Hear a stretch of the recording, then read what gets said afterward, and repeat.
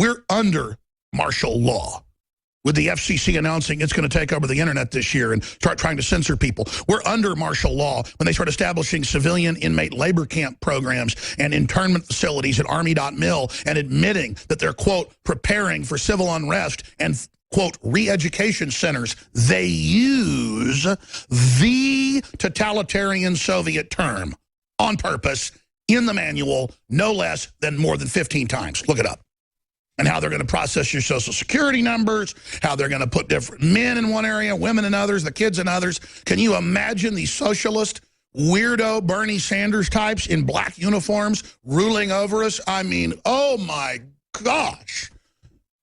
This is so horrible. And they mean business. Just like the weatherman told Larry Grathwold when he infiltrated him, the Green Beret. And he's sitting there with people with PhDs that Obama sat at the knee of, and how they were going to take over and arrest basically everybody in the Midwest, put you in forced labor camps, and eliminate 25 to 50 million people. And they're sitting around, and by the way, I've been around communists.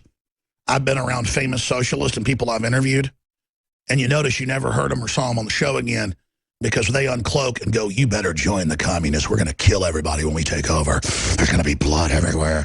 And you're just like, whoa. And it happens a couple times. You're like, and then it happens 4, 5, 6 times over the years. You're like, oh my gosh. And then on the street, I've had famous professors and people when I'm out, you know, at the Denver Mint or wherever protesting, and they'll just lean over and go, when we take over, you're dead. And you look and you're like, who is that? And you look it up at some famous political scientist professor, the head of a university section. We've got some of it on tape. My film, Martial Law. There's all these communist professors out there. And I'm like, hey, you know, Stalin killed 30, 40 million people. And the guy goes, good, we're going to kill you too. And then we were walking off and they ran down and went, we're going to kill you. And I've had them, the quote, local anarchist many times, who claim they're anarchists because the public's so politically ignorant. And then as soon as the cameras are off, they'll walk over and go, we do work for the state. And when our system comes in, you and your family are dead.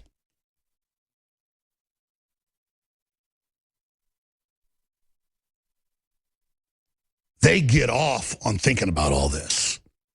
And thank God for George Washington and Thomas Jefferson.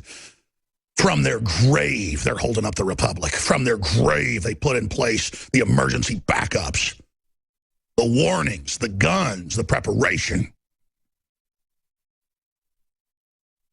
The ghost of George Washington, like mighty Atlas, holds the republic on his shoulders. I salute George Washington. We must remember where we came from. We must reach back to our spiritual roots that have an electrical connection from this day to that, through our blood, through our sweat, through our toil, through our history. Not perfect men, but attacked continually because they were so great, because they were so good, because they were true intellectual warriors, because they were given kingship and turned it down. And that's why King George III said, today, George Washington is the greatest man alive in the world. No one but Jesus Christ ever turned down being king.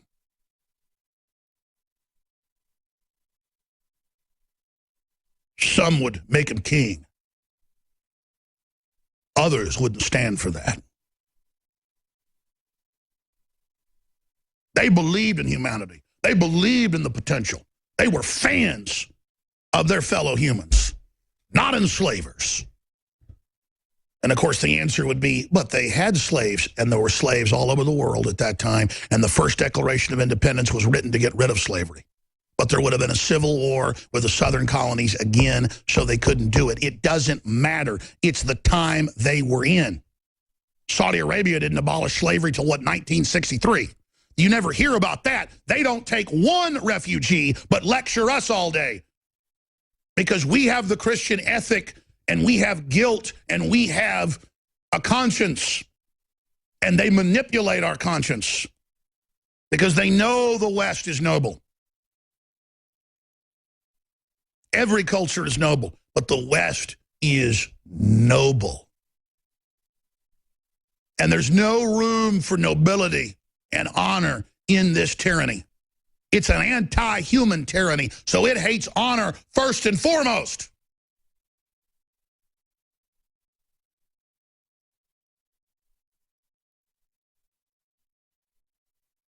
It hates fidelity. It hates family. It hates good institutions. It seeks to rule all to the very genetic building blocks of life, to become a god. The devil must overthrow creation. In his mind. A failed commitment that he already knows he's lost. So he wishes to take God's creations with him.